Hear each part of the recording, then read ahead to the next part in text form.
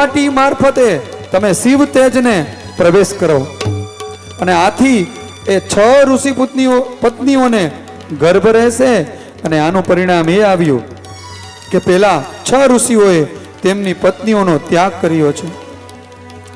ત્યારે ત્રજેલી ઋષિ પત્નીઓ હિમાલય ઉપર આવી અને ત્યાં રહેવા લાગી। સમય થતા પોતાના ગર્ભથી પર્વત ઉપર છોડી દીધો છે। એ પર્વત પર એમની ગર્ભની શક્તિથી પીડિત થઈ અને ગર્ભને સરકંડા એટલે કે ગુફામાં ફેંકી દીધો છે। માક્ષર સુદ છઠના દિવસે સરકંડાની અંદર એ ગુચ્છ ગુફામાં ત્યાં શિવપુત્રનો જન્મ થયો છે। અને આવું જાણી ત્રણેય લોક થયા ત્યારે દેવતાઓ ખૂબ જ આનંદિત થયા છે, ખૂબ પ્રસન્ન ચિત્ત બન્યા છે। ભગવાન શિવના તેજથી પ્રથમ પુત્ર ઉત્પન્ન થયો, જે 6 ઋષિ પત્નીઓના ગર્ભથી જન્મ થયો એટલે 6 માતાઓનો દીકરો, એટલે એનું નામ સદાનંદ પડશે। તારકાસુરનો વધ કરશે એટલે એનું નામ સ્કંદ પડશે। કોઈ એને કાર્તિક કહેશે। આવા એમના નામો પડ્યા છે।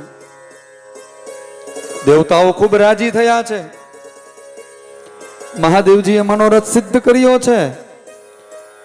વિશ્વામિત્રજી કાર્તિકેયને સંસ્કાર આપવા માટે આવે। જુઓ અહીંયા પણ ફરીથી ઋષિ મુનિ સંસ્કાર આપવા માટે આવે છે।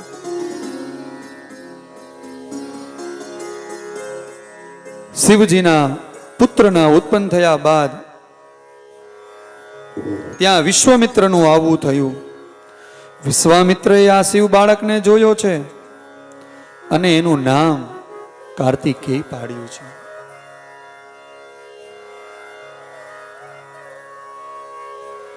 કાર્તિકેયે વિશ્વામિત્રને બધા સંસ્કારો પોતાને કરાવે તેવું કહેતા આ નાનકડા બાળકનું આપ વિધાન કરો। અને વિશ્વામિત્રજીને તો આશ્ચર્યચકિત થયા છે। કહેવા લાગ્યા કે હે બાળક, હું બ્રાહ્મણ નથી, હું તો ક્ષત્રિય છું, એટલે હું સંસ્કાર વિધિ કરાવી શકું નહીં।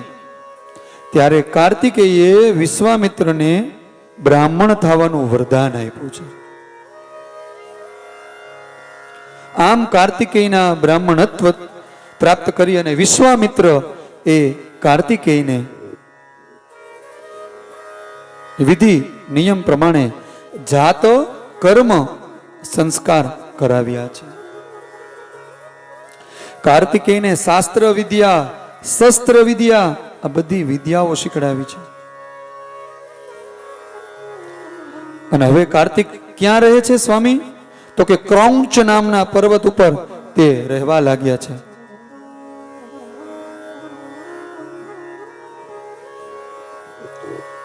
પર્વતનું શિખર તોડવા લાગ્યા છે। આથી રાક્ષસો ક્રોધે ભરાયા છે અને કાર્તિકેયને મારવા દોડ્યા છે। એ તમામનો કાર્તિકેય દ્વારા નાશ થયો છે। તે સમય ઇન્દ્ર ત્યાં આવ્યો છે। ઇન્દ્ર આવી અને કાર્તિક ઉપર વજ્રનો પ્રહાર કર્યો છે। તેનાથી કાર્તિકેયના ડાબા જમણા અંગોમાંથી શાક વિશાખ અને નિગમ નામના મહા બળવાન પુરુષો ઉત્પન્ન થયા છે અને ત્રણેય ઇન્દ્ર ઉપર વળતો પ્રહાર કર્યો છે। ઇન્દ્ર તો બીકનો માર્યો એમના જ શરણે ગયો છે। પછી કાર્તિક પછી સ્વર્ગ તરફ ચાલ્યા ગયા છે અને જળાશયમાં જે કૃતિકાઓ ને જોઈ, આ કૃતિકાઓને આ બાળક ઉપર ખૂબ જ વહાલ આવ્યું। તેથી આ કૃતિકાઓએ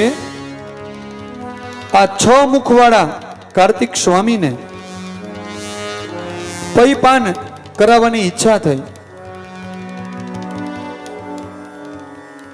તેથી 6 કૃતિકાઓએ આ બાળકને પૈપાન કરાવ્યું છે। તેથી જ તેમનું નામ સદાનંદ એવું જગવિખ્યાત નામ પડ્યું છે।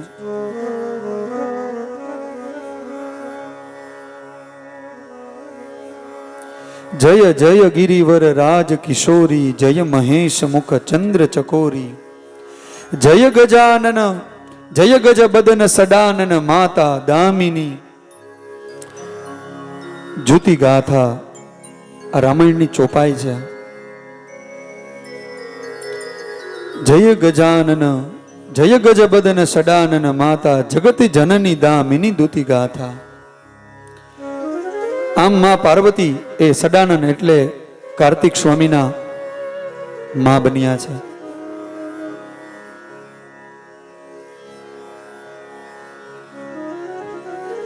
કાર્તિક સ્વામીના અલગ અલગ નામો પડ્યા છે. શિવપુત્ર કાર્તિકેય અતિ સરળ અને જ્ઞાની હતા અને અદ્ભુત પરાક્રમ વાળા હતા, જાણે શિવજીના જ સાક્ષાત અવતાર હોય.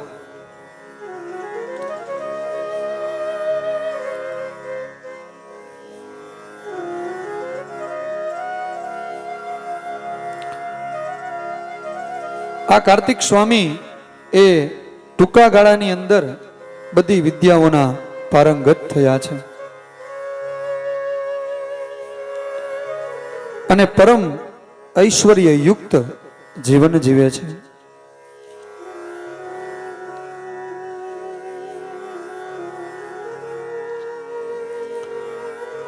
આ બાજુ ભગવાન શંકરના ચરણોમાં વારંવાર પ્રાર્થના કરે છે, સ્તુતિ કરે છે. વારંવાર ભગવાન શિવજીને મનોમન નમસ્કાર કરે છે. એ સમયે પાર્વતીજી જિજ્ઞાસાવશ શિવજીને પૂછ્યું, પ્રભુ, વિહાર ક્રીડાથી દેવોની વિનંતીથી તમે બહાર આવ્યા ત્યારે તમારું તેજ એ પૃથ્વી ઉપર પડ્યું હતું, તે પછી શું થયું એ મને કહો. મેં એવી વાત સાંભળી કે કોઈ બાળકનો જન્મ થયો. પાર્વતીજીના પ્રશ્નથી શિવ બોલ્યા, હું અત્યારે તમામ દેવોને બોલાવું છું, તેમને પૂછું છું કે બધા દેવોએ શિવજીને બોલાવ્યા છે. તેમની પૂછપરછ કરી ત્યારે દેવોએ શિવજીને જાણવા મળ્યું કે પોતાની શક્તિથી એક બાળક ઉત્પન્ન થયું છે. એ બાળક સ્કંદના રૂપે ઓળખાય છે. એટલે શિવે પોતાના ગણોને આજ્ઞા કરી કે તમે સૌ નંદી પર સ્વરની સાથે જાવ અને આ કુમારને કૈલાસ લઈ આવો. સ્કંદ ક્યાં છે તો કે ક્રૌંચ નામના પર્વત પર છે. પણ શિવજીને અને મા પાર્વતીને જાણ થઈને દેવતાઓએ કીધું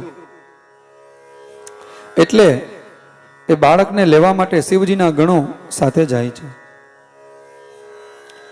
આ બાજુ નંદીશ્વર ગણો કૃતિકા પાસે આવ્યા છે. કહેવા લાગ્યા છે, જે બાળકનું તમે પાલન પોષણ કરો છો તે બાળક શિવજીનો પુત્ર છે. આ કૃતિકાઓને પણ ખબર ન હતી, પણ આજે દેવતાઓ કહે છે કે તમે જેમનું લાલન પાલન કરીને ઉછેરો છો ને એ શિવજીનો પુત્ર છે. એટલે શિવની આજ્ઞાથી જ અમે એને લેવા આવ્યા છીએ. 6 કૃતિકાઓની સંમતિથી નંદીશ્વર સુંદર રથમાં બેસાડી અને કાર્તિકને શિવધામમાં લઈ ગયા છે. ત્યાં કાર્તિકના સન્માન થયા છે. શિવ પાર્વતી એ સમયે એ સરસ મજાનો ઉત્સવ કર્યો છે.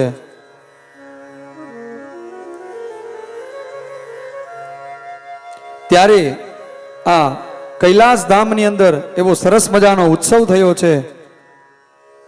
સરસ મજાના વાજિંત્રો વાગવા લાગ્યા છે અને અલૌકિક એવું કૈલાસ ધામની અંદર આજે મહાન નૃત્ય થયું છે. અને શુભ મુહૂર્તની અંદર કાર્તિકેયના યજ્ઞોપવિત સંસ્કાર આપ્યા છે. તે સમયે સૌ દેવી દેવતાઓ પોતપોતાની પ્રિય વસ્તુઓ, બધા દેવતાઓને ખબર પડી ને કે ભાઈ કાર્તિક સ્વામી છે એ શિવજીના પુત્ર છે, આપણે અહીંયા કેમ દીકરાનો જન્મ થાય હગાવાલામાં, એટલે આપણે શું કરીએ? શું કરીએ? સરસ મજાનું એક જબલું લઈને જાય. પાછું આપણું લૌકિક કેવું હોય ખબર છે? આપણું લૌકિક એને જેટલું આપ્યું હોય ને એટલું જ દેવાનું.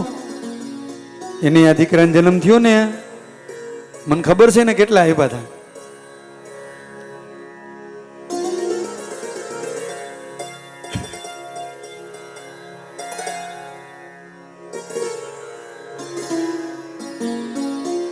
લખીને રાખે. માસી એમ કહી છે, ભૂલાઈ જાય તો ભરે.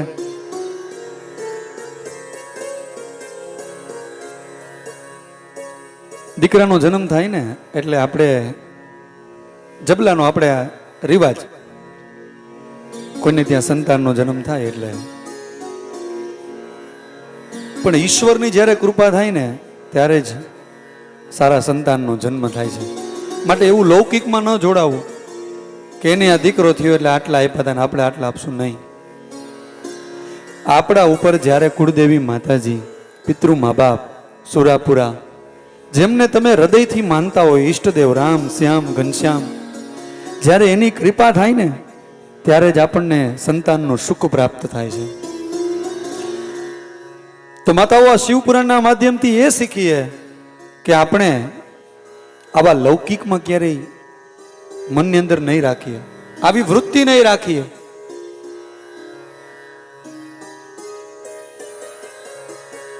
અહીંયા બધા દેવતાઓએ સાથે મળી અને દેવતાઓને દેવતાઓ પાસે તો જે વસ્તુ હતી એ બધી વસ્તુઓ કાર્તિકેયને ભેટ આપી છે. ઇન્દ્ર આવીને ભેટ આપે, અગ્નિ આવીને ભેટ આપે, માં સરસ્વતી આવીને ભેટ આપે. આવી રીતે બધા દેવી દેવતાઓ ભેટ આપવા લાગ્યા છે. કારણ કે બધા દેવતાઓને ખબર પડી કે આ કાર્તિક તો શિવજીના પુત્ર છે.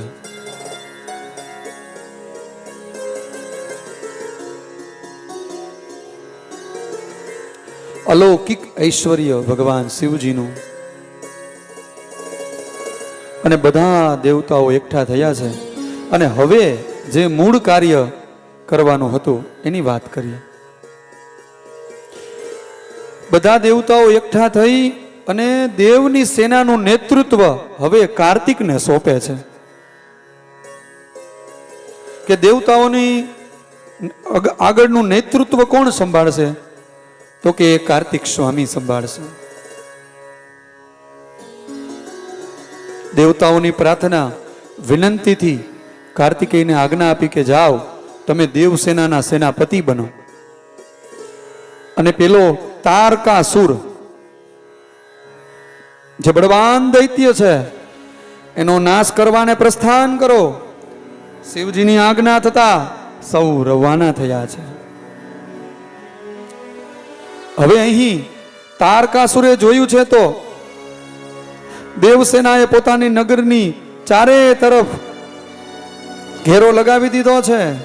એટલે કે યુદ્ધ કરવા માટે પોતાનું સૈન્ય તૈયાર કર્યું છે. ત્યાર પછી બંને સેનાઓ વચ્ચે ધમસાણ યુદ્ધ ચાલે છે. બધા દેવતાઓ એક પછી એક તારકાસુર સામે લડવા આવે છે અને તેની સામે પરાસ્ત થાય છે દેવતાઓ. જોત જોતામાં કાર્તિકેય પાસે જઈને કહ્યું, હે કાર્તિકેય, એક સમયે તારકાસુરના તપથી પ્રસન્ન થઈ અને મેં તમને વરદાન આપેલું છે. એ વરદાનના પ્રભાવે તારકાસુરનો નાશ નહીં થાય, પરંતુ તારકાસુરે વરદાનમાં એવું માંગ્યું હતું કે શિવજીના પુત્રથી જ મારું મૃત્યુ થશે, માટે તમે જાઓ તારકાસુર સાથે યુદ્ધ કરો. મારું કથન સાંભળી કાર્તિકેય તારકાસુર સામે યુદ્ધ કરવા તૈયાર થયા છે. તારકાસુરની સામે આવતા જ નાનકડા બાળકને જોઈ તારકાસુર હસવા લાગ્યો છે, અટ્ટહાસ કર્યું છે અને દેવતાઓની મજાક ઉડાડવા લાગ્યો છે. હે નિર્માલ્ય, દેવો તમારી સામે જોઈ કોઈ કારી મારી સામે નહીં ચાલે, એટલે તમે સૌ આ નાનકડા બાળકને લઈ આવ્યા છો યુદ્ધ કરવા માટે.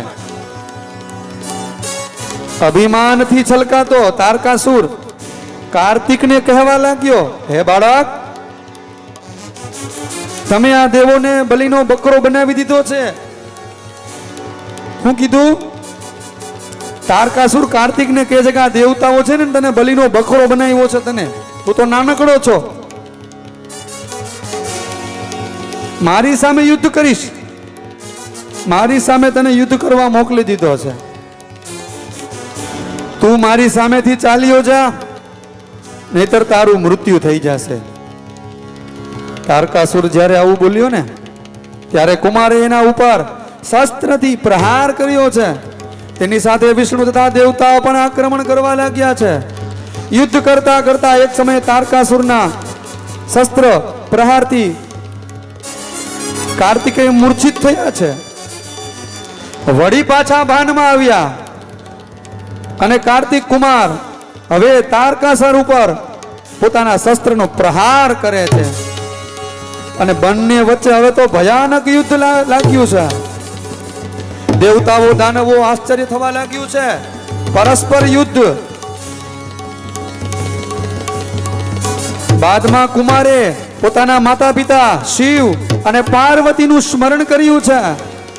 એક મહાભયંકર શક્તિનો પ્રયોગ કર્યો છે તારકાસુર ઉપર, અને જોત જોતામાં તારકાસુર જેમ એક વૃક્ષ હોય એ જમીન પર પડે એવી રીતે આજે કાર્તિકેય સ્વામીના પ્રહારથી તારકાસુર આજે એક વૃક્ષની જેમ જમીન પર પડી ગયો છે.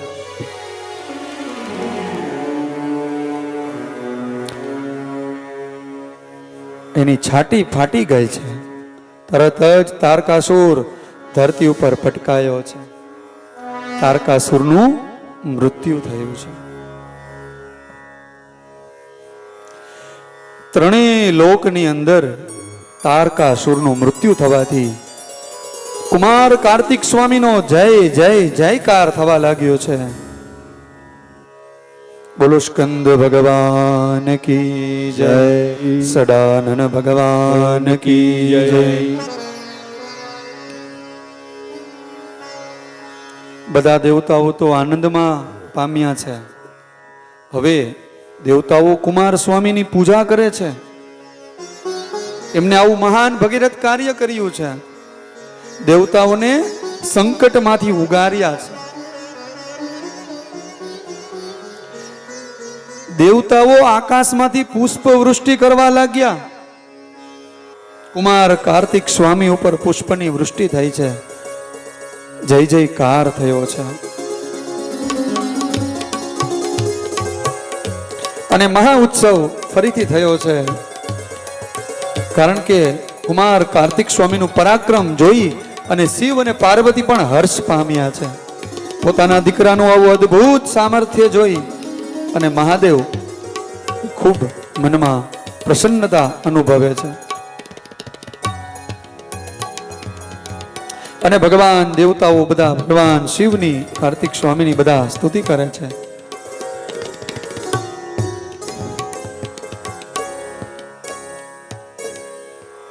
આજે બપોર પછીની કથામાં આપણે ભગવાન શિવજીના બીજા સંતાન, શિવજીના પ્રિય પુત્ર, શિવજીને અત્યંત પ્રિય એવા ભગવાન ગજાનન ગણપતિ મહારાજ,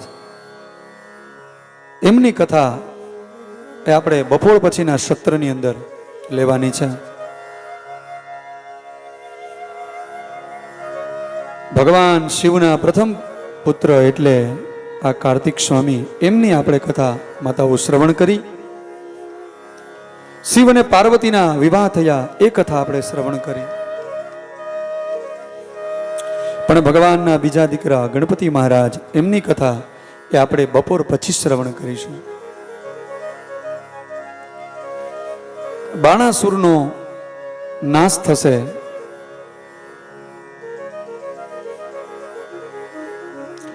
તારકાસુરનો વધ કાર્તિકેય દ્વારા થયો છે એ જાણી એટલે મારો કહેવાનો ભાવ એ હતો કે જો ગણપતિનું કાંઈ આપણે અહીંયા ઉત્સવ કરવાનો હોય તો મયુરભાઈ શાસ્ત્રી એને કિરણ માસી અને બધા બહેનો મહિલા મંડળના એ મળી અને સાથે ચર્ચા કરી લેજો.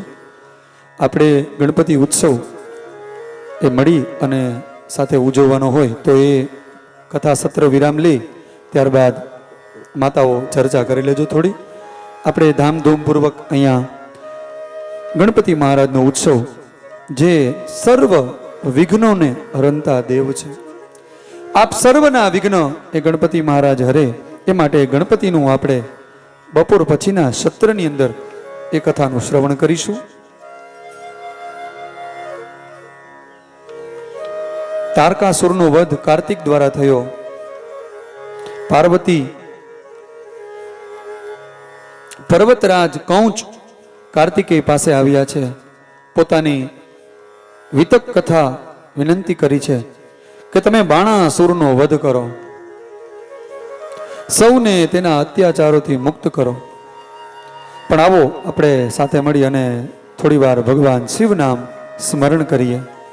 બધી કથાઓ બપોર પછીના સત્રની અંદર આપણે બધી કથાઓ લેશું. આવો આપણે હવે ઘર બાજુ જવું છે એટલે 5 મિનિટ આપણે શિવજીનો રાસ કરીએ. 5 મિનિટ, 5 થી 10 મિનિટ.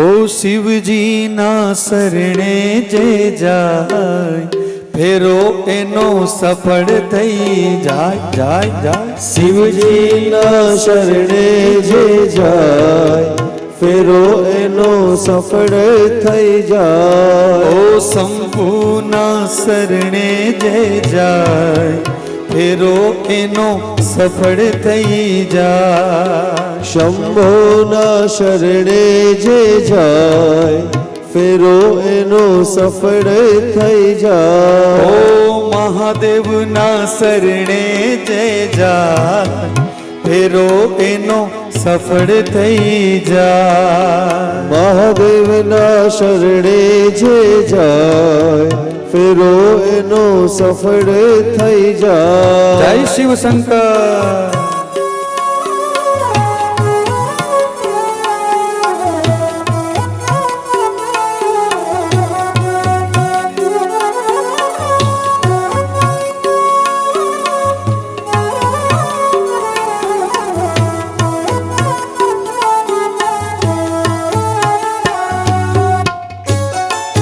માતાઓ હવે ઘર તરફ જ જવાનું છે માટે બધા જોડાઈ જાજો. આપની જગ્યાએ ઊભા થઈને તાલી પડશો તો પણ ચાલશે.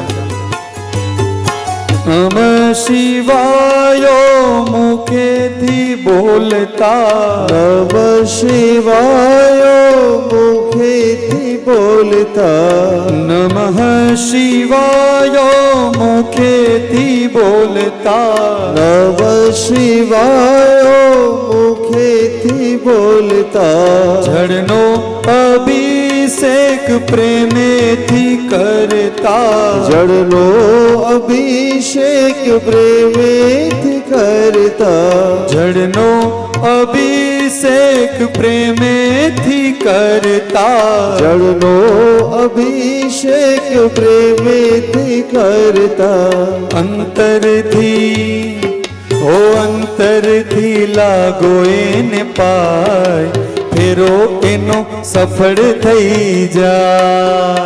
અંતરથી લાગુ એને પાય ફેરો એનો સફળ થઈ જાય. ઓ શિવજીના શરણે જે જાય ફેરો એનો સફળ થઈ જાય. ઓ શિવજીના શરણે જે જાય ફેરો એનો સફળ થઈ હર જાય. હર મહાદેવ મહાદેવ.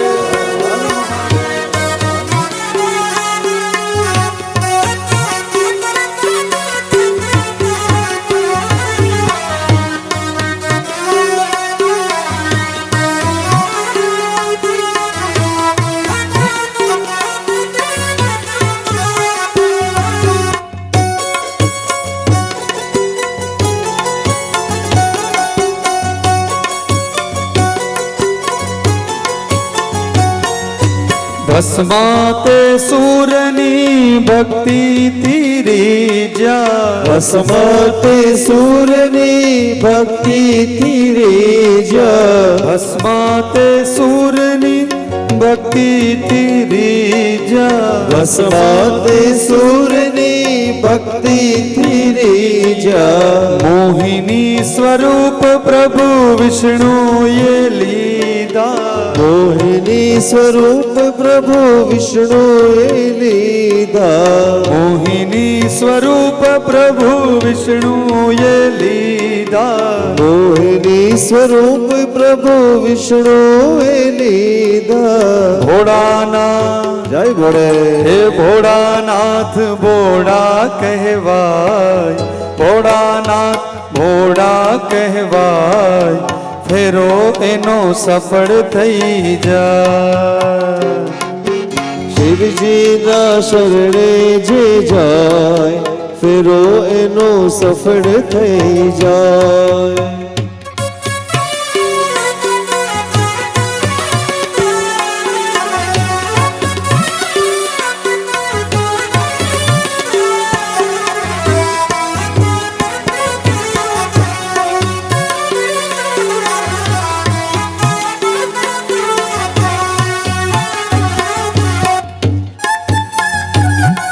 જય જય મહાદેવ જય મહાદેવ જય મહાદેવ.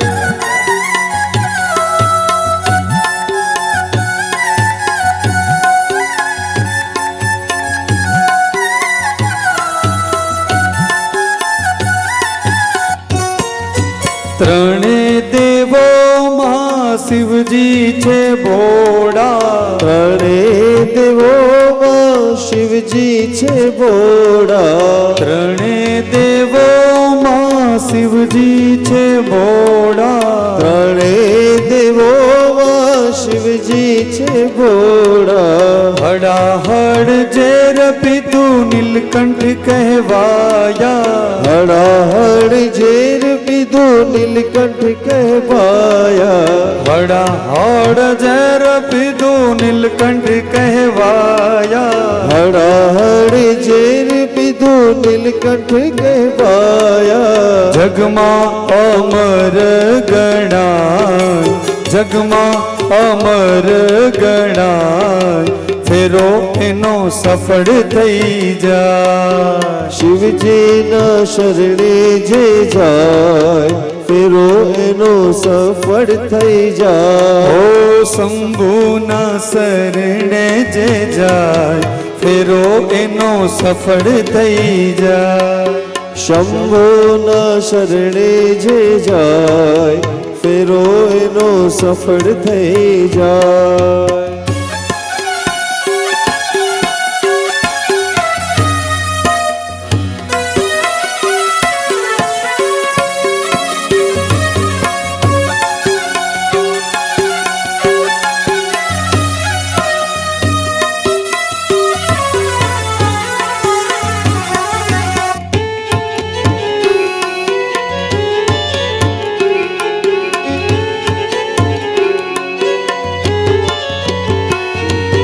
શંભુની સેવામાં દામ નથી જોઈતા. શંભુની સેવામાં દામ નથી જોઈતા. શંભુની સેવામાં દામ નથી જોઈતા. શંભુની સેવામાં દામ નથી જોઈતા. ભક્તજનો દાદાને દાદાને હૈયામાં રાખતા ભક્તજનો દાદાને હૈયામાં રાખતા ભક્તજનો દાદાને હૈયામાં રાખતા ભક્તજનો દાદાને હૈયામાં રાખતા એના ચરણોમાં પાવન થવાય એના ચરણોમાં પાવન થવાય ફેરો એનો સફળ થઈ જાય શિવજીના શરણે જે જાય ફેરો એનો સફળ થઈ જાય ઓ શંભુના શરણે જે જાય ફેરો એનો સફળ થઈ જાય શંભુના શરણે જે જાય ફેરો એનો સફળ થઈ જાય ઓ શિવજીના શરણે જે જાય ફેરો એનો સફળ થઈ જાય શિવજીના શરણે જે જાય ફેરો એનો સફળ થઈ જાય શંકરની શણગારમાં વસ્ત્રો નથી જોઈતા શંકરના શણગારમાં વસ્ત્રો નથી જોઈતા દિગંબર નાથ મારો જંગલનો જોગી દિગંબર નાથ મારો જંગલનો જોગી બિલીપત્ર ધાગો એને પાય સરો એનો સફળ થઈ જાય બિલીપત્ર ધરો લાગો પાય ફેરો એનો સફળ થઈ જાય ઓ શંકરના શરણે જે જાય ફેરો એનો સફળ થઈ જાય શંકરને શરણે જે જાય ફેરો એનો સફળ થઈ જાય ફેરો એનો સફળ થઈ જાય ફેરો એનો સફળ થઈ જાય ફેરો એનો સફળ થઈ જાય ફેરો એનો સફળ થઈ જાય ફેરો એનો સફળ થઈ જાય ફેરો એનો સફળ થઈ જાય નમઃ પાર્વતી પતયે હર હર મહાદેવ બધી કથાને અહીંયા વિરામ બપોર પછી 3:30 થી 4 વાગે ફરીથી મળીશું અસ્તુ મહાદેવ હર મહાદેવ હર. જેમને પોથીજીના દર્શન કરવા હોય સાંજે આપણે ગણપતિ પ્રાગટ્ય છે એટલે સાંજે પણ આપણે બધા ભગવાનના ઉત્સવની ઉજવણી જેમને પણ અત્યારે દર્શન કરવા હોય બધા કરવા માટે આવી જજો.